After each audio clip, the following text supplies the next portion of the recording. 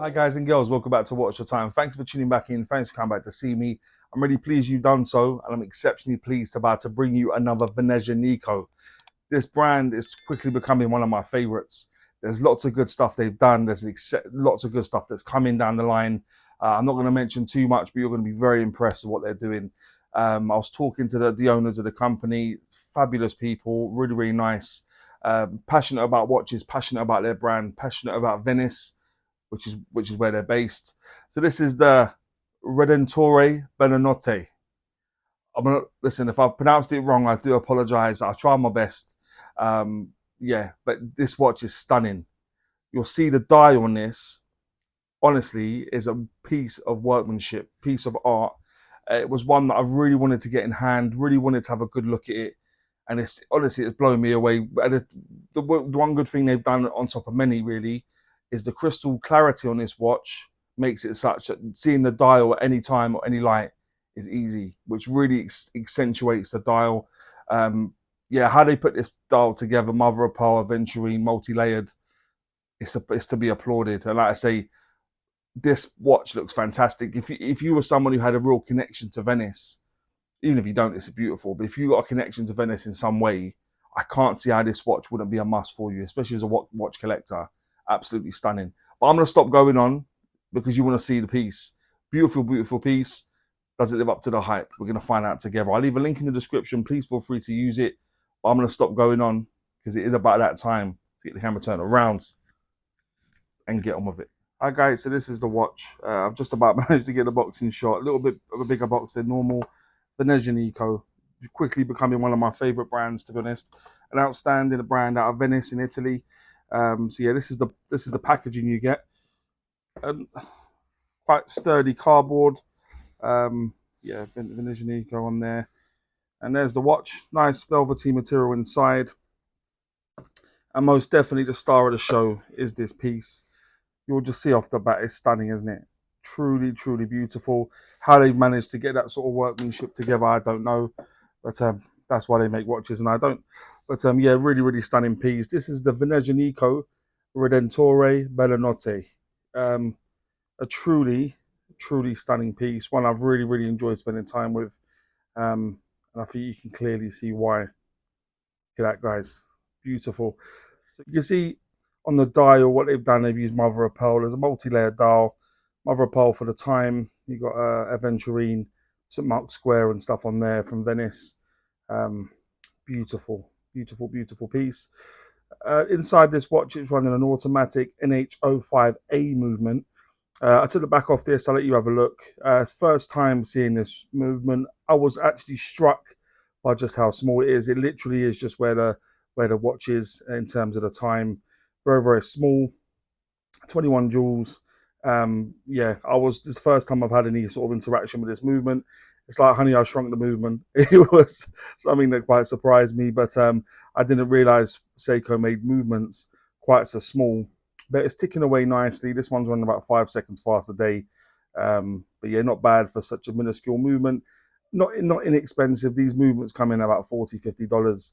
But in a watch of a premium like this, I'm not sure you'd expect anything less. Maybe even something a bit nicer, but does the job and works very well where you've got such a small dial for the time and stuff. But there we are.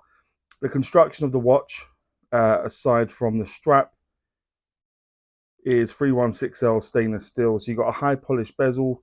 The case is brushed, polished at the top of the lugs. You've got the case back, which is screwed down. It's got 6 screws just to keep it in place. You'll see some bits on the back there, just highlighting Venice.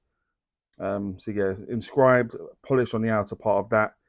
Got the pin buckle clasp, which is all polished and got signage with the Venezianico logo.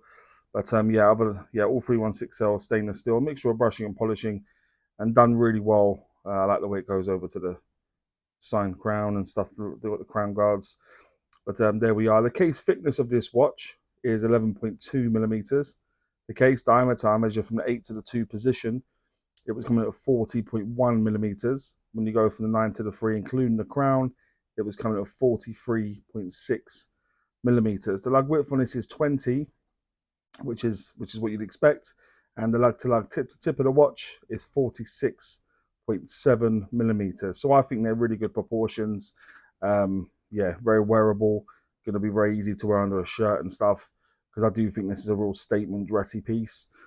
So there we are. The case back, I showed you a moment ago, screwed down, and I literally screwed down, and you'll see the screws signed on there. My Italian isn't very good. With my Italian friend, you'll be able to read that. So I presume it's in Italian, not Latin. Obviously, Redentore down at the bottom. But yeah, stunning, stunning peaks. I can't emphasize that enough. The high polish, you got the high polished bezel, screw down, push pull crown, nice size, nice. There. I'll try and take it out in a little bit when we come to do, if I can do it with these gloves on. There we go, I've done it. Not that you'll see any difference. It has got a ghost position, unfortunately, because it's a dated movement. The difference I understand between the NH05A and B predominantly is the date wheel color. If this had a date on there, it'd have been white, black with white writing, I understand. But yeah, there we are. The leather strap on it, quite substantial. Not you'd expect anything different, given you would expect a nice bit of Italian leather on there. They are known for their leather in Italy, aren't they? Pin buckle clasp, I did show you just a moment ago. The crystal covering the dial is a sapphire crystal. Quite a nice bit of sapphire crystal.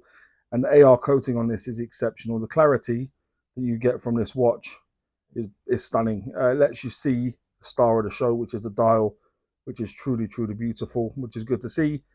The water resistance to the watch is 50 meters, so that would give you 5 atmospheres of water resistance, and the weight will appear in the top right. So it's coming in at just below 76 grams, which, given the sort of watch it is, given the proportions and the fact it's on a leather strap, is probably about bang on, to be honest, guys. So there we are. Let's have a look at the dial now in a bit more detail, because like I said, this is the real star of the show. There is so much going on here. I believe it's a 5-layer dial. And your attention is going to be drawn to the different monuments at Mark Square and stuff. You've got sort of where also the cutouts, which I believe are fireworks going off, which looks really beautiful.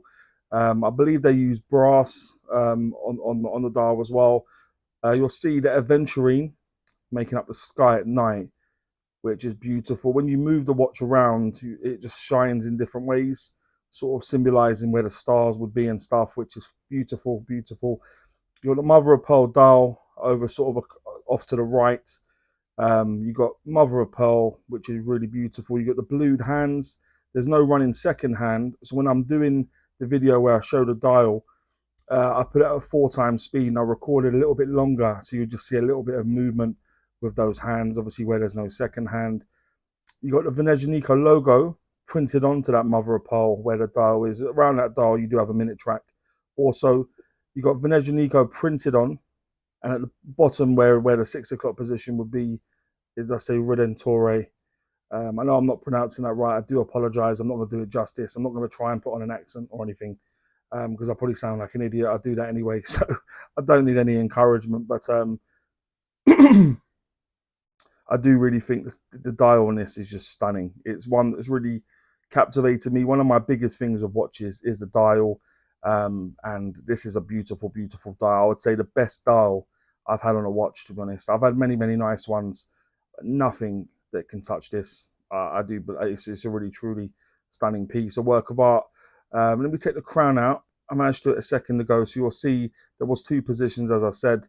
I'll put it over to sort of the watch reviewer's favorite time, which is about there. Like I said, 2 positions. If you turn it away from you, you can charge it up. Like I said, this first position will be the ghost position for the date. Second position will hack it and stuff. But that's everything going on there. There's no loom on this, which we don't need, which I'm good to see they omitted. But yeah, that's the dial, that's the hands, that's the everything going on there, movement. Let me just pop it on the wrist quickly, give you an idea of what it looks like on my wrist. One moment, guys. Okay, so guys, this is what it looks like on my wrist in studio conditions. You'd have seen it outside. Really, really beautiful piece. I'm using about bang in the middle of the sort of holes for the strap. But that dial is something else. I'll be honest with you, I haven't really come across a watch with a dial quite as beautiful as this. And for me, it's just another sign of the stuff that Venezianico are doing. Truly stunning. What do you all make of it? Okay, so guys and girls, that will now take me swiftly on to what I think is pants and pucker about the watch. For those of you that watched before, you know I always start with pants. I like to go on a high with pucker. So what I think is pants about the watch. I'm going to be honest, guys. There's not a great deal. I think this is a truly beautiful piece. It's it's stunning. If you've been to Venice as well, this is probably going to captivate you even more. But even if you haven't, I think the workmanship and craftsmanship of the watch will blow you away, to be honest. But one thing I'm going to mention, especially for a watch that isn't inexpensive, I bring the price up in front of me. I would go with the ghost position. I'd rather than not use a ghost, have a ghosted movement or a ghost position on the movement. I'd rather they use the movement that suits the watch. But that's what I'm going to say, guys, is the ghost position. What I think is Pukka is considerably more, to be honest, probably hardly surprising. I'm going to go with the crystal clarity. I think the crystal clarity on this is stunning. A really, really beautiful piece of crystal with AR coating on there, which is cool. Hardly surprising. The dial, I think the dial on this, like I said, the best dial I had on a watch. So much going on, the way it plays with the light when you move it and stuff. Beautiful. The hands, the blued hands, they've been executed really, really well, in my opinion.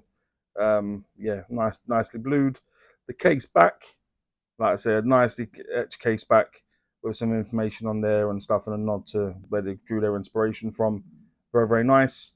The finishing, hardly surprising, but yeah, the brushing is done really nice, as is the polishing. Really, really done nicely. Mirrored effects, which is what you want from the polishing, which they've executed really well. And the general look of this is beautiful. It's a really, really beautiful piece. So yeah, there's not a lot else to say, really. So they're the things I'm going to say. The crystal clarity, the dial, hands, case back, finishing, and the general look is what I think is Pukka. And that'll take me on to, would I recommend this watch? And I mean, when it's such a disparity, I always say, between the pants and Pukka, it seems futile, doesn't it, in terms of what I'm going to say. I can't really build the suspense. So yeah, I definitely will recommend this watch. I think it's an absolute banger, beautiful, beautiful piece, and it's one that I'm really proud to have in my collection now. But guys and girls, please let me know what you think about this watch. More importantly, maybe any other watches you may want to see on the channel. And as always say, don't forget to like, comment, subscribe, and always watch the time. Take care, guys. All the very best.